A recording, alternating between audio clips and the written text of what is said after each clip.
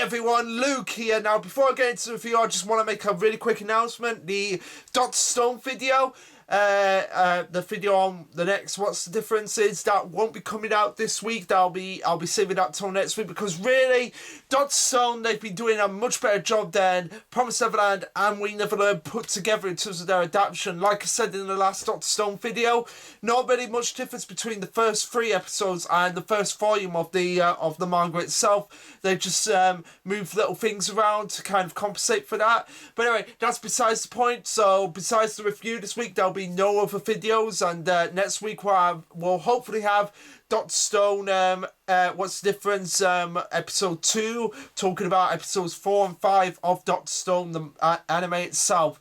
Hopefully that'll be, hopefully I can get some good material out of that. But for right now, let's just dive right into the review of The Promised Neverland, the next chapter, because this chapter that came out just get me get giddy with excitement for just how much was in this chapter.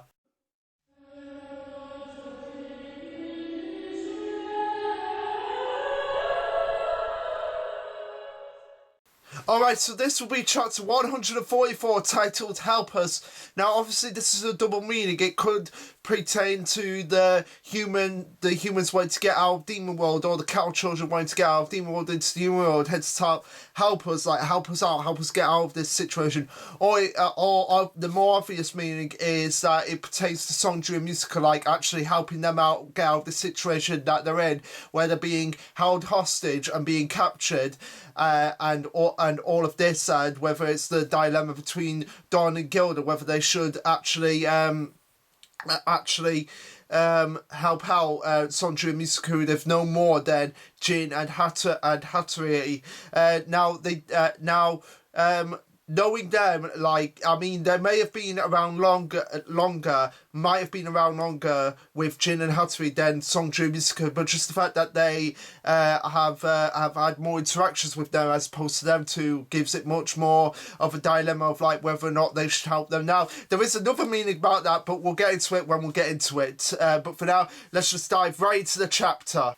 Alright, so the chapter starts off a little bit into the past, where we have Sonju and Musica actually walking around and getting a very like disturbed like presence that surrounded them, and Sonju asks Musica if she feels it, and the caption reads, the fugitives have everything in their hands, before Sonju continues on and says, a presence, yes, we're being tailed, but they will not approach, and I'm not sure they noticed the tracks that we left for them 3 days ago. Okay, so obviously the tracks that were left out for Sonju, for the others to find out, were obviously a trap set out by Sonju and Misaka in order to throw them off their trail, because obviously they don't want to get captured or even killed, just like anyone else in this situation. Continuing on, Musica asks, maybe they aren't after us, as Sonju goes on to say, I wonder indeed.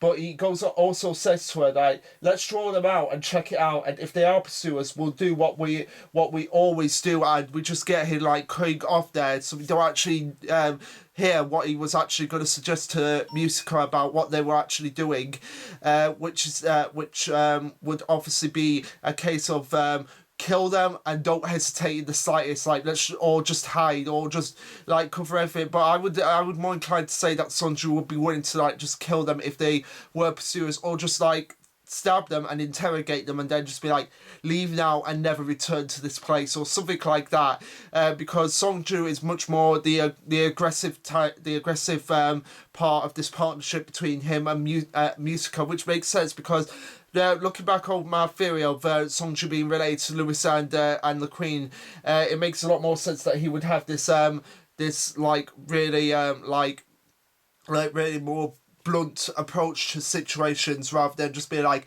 oh no, we're just gonna hide. He would be more inclined to say, let's just interrogate them or possibly kill them and get out of here without worrying about the consequences of what's going to come down the line. We come back to the ending of the last chapter as Sonju has Jin right by the throat with his spear, like just basically Sonju is behind Jin at the moment, and he's basically got his spear like right there, like as he's probably just in poised to actually kill him and be like, if you attack us, I'm gonna kill this guy, or without any hesitation in the slightest. As it goes on to say, as he goes on to say, strike back, and the caption reads "Death in the blink of an eye," which is the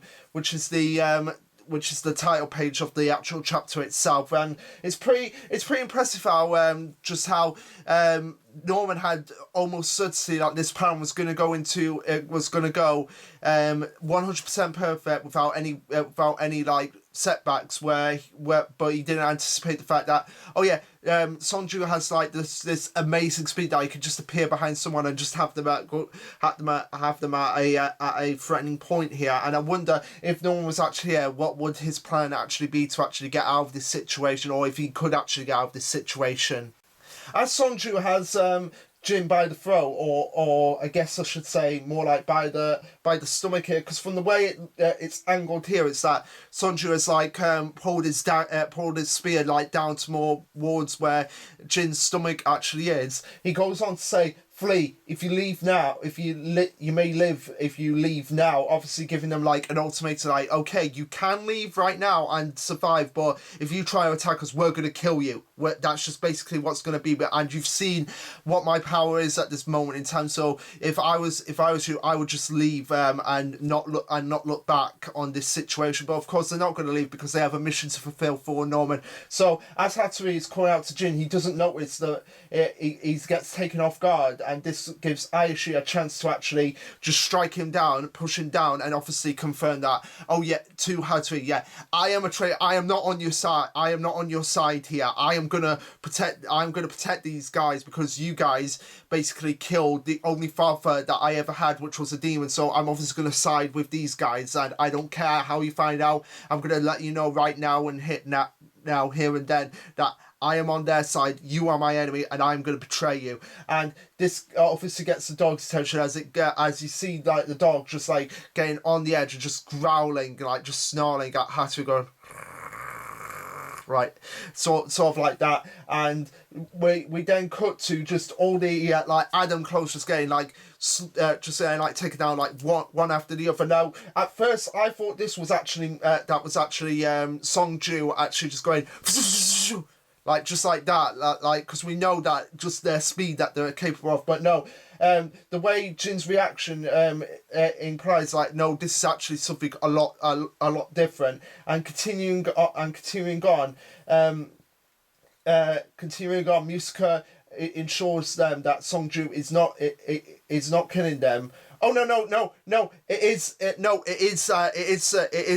Sonju. Sorry, I apologize, because there's like this little caption here. There's like this little panel here where it's where it sees Sonju just like clonking their heads, clonking it on the back of their head. So like doom, more like that, really fast, but really fast and really effectively. Anyway, Musica goes on to say, "Don't worry, he's not killing them. They'll just sleep for a bit." Obviously to get them more like, okay, let's have a calm moment. Let's have a calm moment here where we can all relax and we can all talk this out. So we won't need you guys for this moment in time. And Don goes on to say, "Huh? He got them at the start. No way." Oh, Don, if you were there when the Lewis battle was going on, you would know just what Sonju is capable of. We then see Sonju right behind Jin once again. Okay, so basically how I can describe it here is that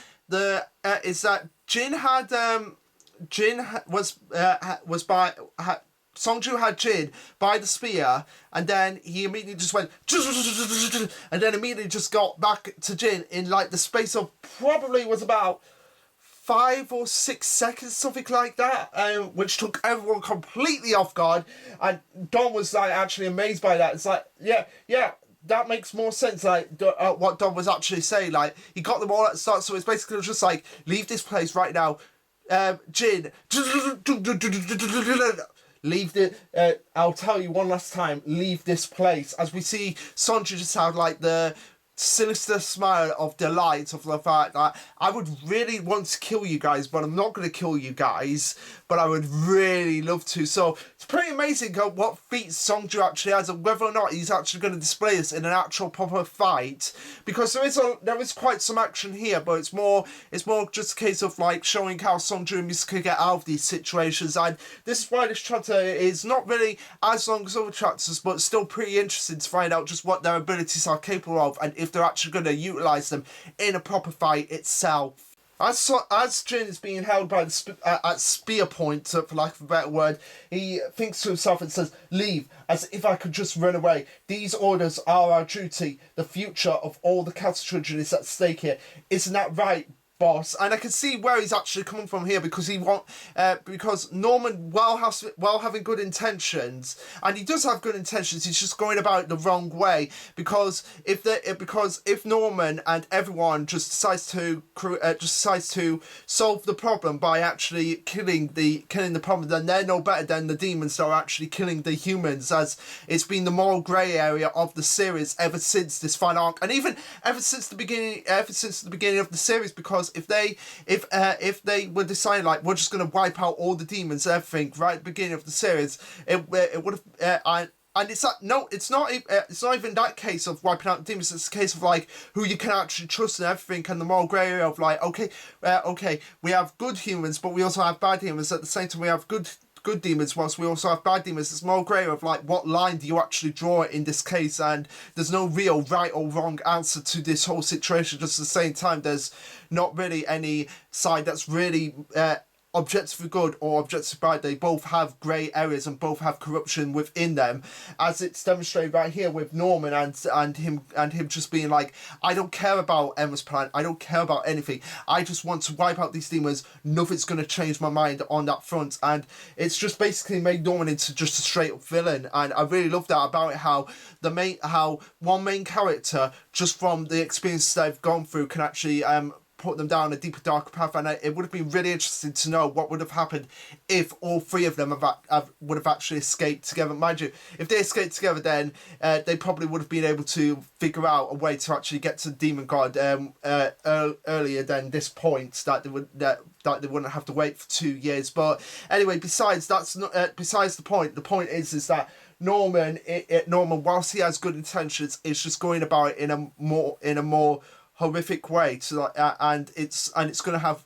repercussions later on for when they actually do get out of this situation, and they just become like just these stone. They basically lose their humanity because of the war that they've actually been driving themselves in with the actual demons itself. As Jin continues on, he goes on to say, even if I have to die here, I will win, as he grabs Songju's spear. So like, he just goes like that, grabs his spear and calls out to the Adam clones, goes, wake up, forget about me, just kill them all. And Aishi calls out to Songju and Musica in demon language, but we actually get to hear what she's actually saying here, which again, every time we hear something that Aishi says in the proper human language, we know that it's serious. Just like the fact that we actually found out exactly what she was actually saying when she was actually saved by Norman. She was actually saying, I'm going to kill you guys, I'm going to kill you guys. So this is much more important, and it's showing like these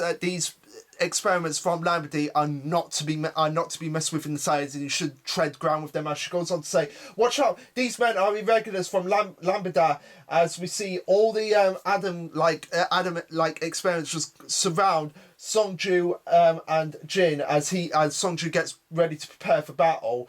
And one of the Adam clones actually tries to grab Songju, but he actually manages to dodge, obviously showing how incredible his speed is, which has been demonstrated as it was demonstrated in the past chapter, where he thought he was being held at gunpoint, but he actually had an upper hand because he had some sort of super speed on him, and he climbs onto another tree as Jin goes on to say, kill them. And Songju goes on to say, I care not what is this about? I care not what is this about. Okay, that's kind of a hard sentence to get out in of itself, but try my best here. But it shows like just how I feel like what it's trying to say here is like Songju is just so concentrating on actually trying to figure out a way not to die. He can't actually get the words out properly. I feel like that was kind of like what I was trying to say, or it might just be a mistranslation. But anyway, he goes on to say, I care not what is this about. If you lay one finger on Musica, I will make all of you into meatballs. Okay, so showing like the camaraderie between Songju and Musica, how they're a team and they're going to stick up for each other. And even though they have their differences, like Songju might be a bit more aggressive than Musica, they still care about each other to the point that Songju is willing to put his life on the line to actually protect Musica, because I feel like Sonju X Musica, that would be a great fan fiction situation to explore. But no, in all seriousness, I see it more like, okay, this is my best friend here, so if you lay a finger on her, I'm going to rip you to shreds, and that's a natural fact here. So as the Adam clones start to rush at Sonju and start to roar out for him, we see them like just grab their heads in pain, just like and we see Jin also doing the same thing. Okay, so I feel like Jin's just like doing that, like just cover his ears, because I feel like the screaming in pain is just so intense that I feel like he's actually covering his ears as everyone looks on in shock and horror. As Sonju goes on to say, "What is this? What just happened?" And Jin goes on to recognise it as another fit, which shocks Hatsui because of how early they're actually coming in. Now, from what I can remember, they had so much experimentation on them that they can't actually be out for longer. I don't know if that was actually the case of what was actually brought up in Lombardy. I don't know if they actually established the fact with the Adam clothes, like they were experimenting on so much that that any intense situation can actually have a negative effect on the brain. I don't know whether that's the case here of what's actually happening, but hopefully when we look further into the chapter, it might actually explain it a little bit better. So as the Adam clones are squabbling around, trying to get over their fits, we see Musica actually running over to them and going, "Let me see it," as Songju's like, "No, Musica, stay away from it." And she goes on to say, "This, no, I think it's Don that actually says this. This looks bad. These boys aren't breathing." And Musica orders Gilda to go and get her a medicine bag, and Don and Songju to come and help her, as Songju questions her as like, wait now, Musica. I feel like what he's trying to say is like, look, these guys, these guys are actually experimenting, and they're probably just using this as an extraction. I feel like that's what he's trying to say here. But Musica rebuttals this, going, "The enemy is human. Quick, if we don't act right now, it will be too late." As Songju begrudgingly I feel like he begrudgingly agrees to this, as Jin, Hatsui and Ayashi look on. Now from the way that we're actually seeing it right here, I feel like Hatsui's actually trying to Hatsui's just trying to get the gears turning in his head here, and starting to see it in a different light. Like, okay, these demons, we may have been perceiving them as being bad guys, but from what I'm seeing here, I'm not seeing them as bad guys at all. And whether or not he's actually starting to doubt Norman's ideology here, based on what he's actually seeing in these little moments here, like they're able to help, like they're just going to help the enemy like that when they're injured, when they could just easily kill them and run off. And I feel like just the shock reaction on Hatsui is actually starting to get the gears turning in his head. It's like, wait a minute, this is all different from what I've been perceived or what I've been led to believe.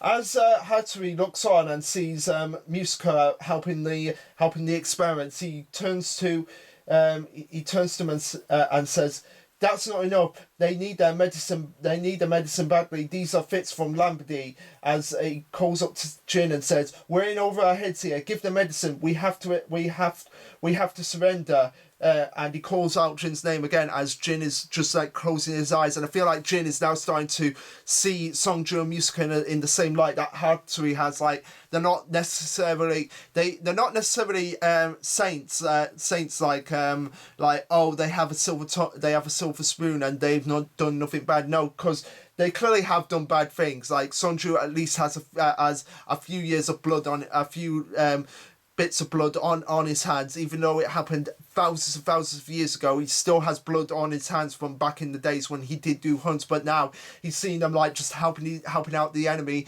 Even though they tried to kill them, they were sent out to kill them. We've seen them helping the enemy, and I feel like it's gonna like make them question Norman's situation and Norman's motive, like whether or not it's actually right or it's even morally correct to actually kill the demons themselves. So as Hatsui and Jin begrudgingly surrender and we see them tied up, obviously even at this point, even though they may start to see Hatsui and start to see Song-ju and Musica in a different light. They're still the enemy, and they still have they still try to kill them. So it's obviously a procedural thing for Song-ju and Musica's like, okay, we're going to tie you up just to make sure that you guys are not actually going to try and kill us, whilst we talk to Don and Gilda and Ayashi. And we see Ayashi actually talking to Musica in quite a pleasant light here, showing again that her love for like the demon culture has never wavered, and she can actually have a proper demon that she can actually sit down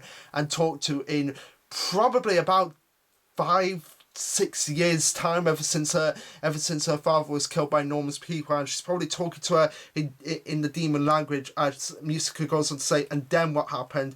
And Don and Gilda actually come through and explain the situation to them, and as they go on to say, as they go on to flashback about Norman and his situation, and we get the flashbacks from when Norman was reintroduced into the story, where it's Norman, I don't want to kill the demons, and that was Emma actually saying that to her, as Norman in the flashback says, you want to search for Song-ju and Musica. Don and Gilda say to Norman in the flashback, you want to search for Song-ju and Musica, and they go, annihilate demons, total extermination. We'll strike 8 days from now. We'll assassinate the Queen and nobles join Trifere.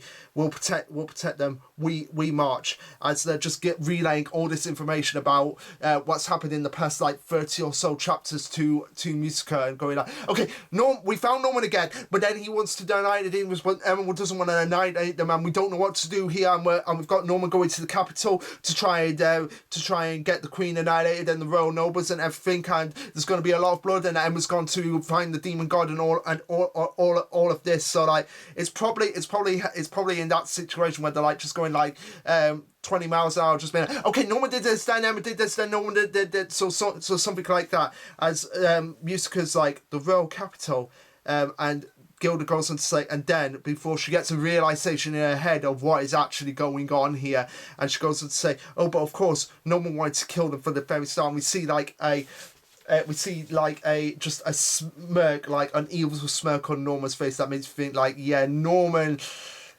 he's gonna snap at any point. Norman is the one that's gonna snap, more so than Emma, based on this image alone. I feel like that's gonna be the way, and it'll be interesting to see what happens if Emma, Don and Gilda and Ray and a bunch of the others actually go over to the demon side and be like, no, Norman, you are in the wrong here, and you can't be doing this. It'll be interesting to see those ideologies actually clash, and like I said, it could lead to a civil war between Norman's side and Emma's side, and battling for their morality. And I feel like that's going to be like the reward that the demon god actually told Emma to actually give him if she wants the promise if she wants her promise to come to fruition. Like, she has to deal with Norman. We then get flashbacks from Gilda's perspective as we flashback to the moments of, what a relief, now we can search for them without worries. I wonder about that. As in the flashback, Icy goes on to say, don't underestimate that, boss. If you're not an assassin, you'll surely still have another trick up your sleeve, as we see an image of the Lamedy experiments and Hatsui and Jin, who look a little bit more angry than usual. Okay, so this probably isn't them like thinking like, oh, okay, it's okay, so what's been the boss's plan, like why is it being different from what we've been perceived? And it's more a case of like, okay, you're out to sell this one time, but we're still going to kill you. And I actually thought Don and Gilda, I'm pretty sure they actually knew that they were being used, or maybe they didn't. Maybe they actually really didn't. But I always perceived that they had a little bit of intelligence to know in the back of their minds that they were actually being used by Norman, and Norman wasn't all out for them, and he was manipulating them. But at this point, it's very apparent that the penny has dropped with them, that Norman is being kind of a dick to them, here, and that's really upsetting for Gilda in particular, because she is Norman's sister. I mean, not biological sister, but they grew up together. They were were in the same house. They know each other inside out. Well, they feel like they knew each other, but now that they're seeing like a different side to Norman, it's kind of like hurting Gilda as much as it might hurt Emma. As we flash back to Norman and saying, if we can bring them to our side, for of course I'm all up for that. If Emma doesn't make it in time and I finish killing the queen and her court, then we'll have to depend on Songju and Musica. I want to find them and keep them safe. And Gilda goes on to say, the things he said back then and the other times, they were lies, all of it. Okay, so she didn't actually. Okay, so it's she didn't actually know that she was being used by by Norman. She goes on to say, Norman never once wavered from his goals of total extermination. He didn't have the slightest intention of waiting for Emma. As we hear the words kill, kill, kill. And this just like greatly upsets Gilda because again, she doesn't want to see any of her siblings as anything more than just her siblings. And I don't feel like she can bring herself to think of Norman in that in that negative light of him actually being a killer and actually being more of a monster than the actual monsters themselves. And just like this moment here of just her crying is like a really heartbreaking moment on her part. But again, I feel like in the back of her mind, like really tightly knit in the back of her mind, it was kind of the case of like, I don't want to believe this, but at the same time, I've got to kind of like have this negative doubt with Norman, but at the same time, I want to think of him in just like a positive light. But again, just being such manipulated by Norman, that just might have been really heartbreaking on her part, that she just trying to kind of suppress that before, but now it's been made clear, like, no, Norman was really just using you guys to for a better means to an end, and he didn't really care about your feelings or Emma and Ray's feelings at this moment in time. He's just focused on his single-minded goal of just exterminating demons, and he doesn't matter if he's seen as an angel or a devil. As Gilda is crying, Musica questions her as she goes on to say, I'm sorry, I'm so sorry, I'm the sister of the man who tried to kill you. I don't have the right to ask you for anything, especially not something like this. But there's no way back now. Norman and the people with him, the war is coming. They will cause a genocide. Even if Emma returns, it's just awful. Help us. Okay, so that's like the double meaning of the actual title itself. Or maybe this is just like the single meaning of the title itself, just help us, like help us save, as Gilda goes on to say, help us save Norman, and help us stop him from committing this mass genocide and becoming more of a monster than how we've perceived the demons in this world so far, and help us save the cattle children. Obviously, it might imply that Norman is willing to sacrifice some cattle children if it means exterminating all the demons and not actually caring about them in the same way that Julius Rotari did that 1,000 years ago, where it's like, I don't care what happens to you guys. If we can create a new promise that helps out all of humanity, then it's all for the greater means to the end. And speaking of Julius, another person actually commented that guy with the messy hair that was part of Julius's group looked a lot like Emma. So it's showing like the parallel paths between what happened in the past and what happened in the present, right here and now, and how it's ultimately going to be resolved once they actually do reach the capital city. And even though Gilda is aware that a war is coming, she's more than willing to actually just put herself forward and be like, no, Norman, you cannot be doing this. You need to stop this right now. We cut back to the hideout, Norman's hideout, or Norman's sanctuary, as it were. As we see a voice going, it's now November 7th, 2047, 3 hours since I came back.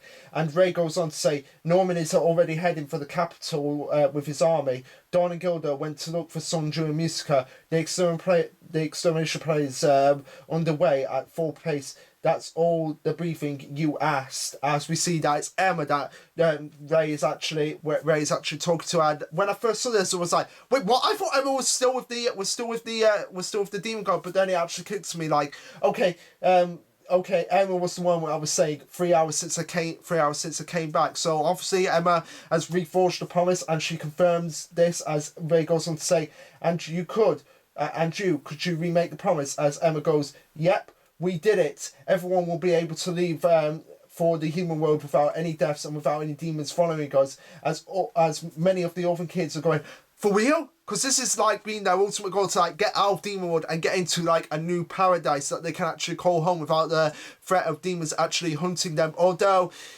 if we actually do get like a little mini arc focusing on them actually going into human world, then they may actually not be as accepted as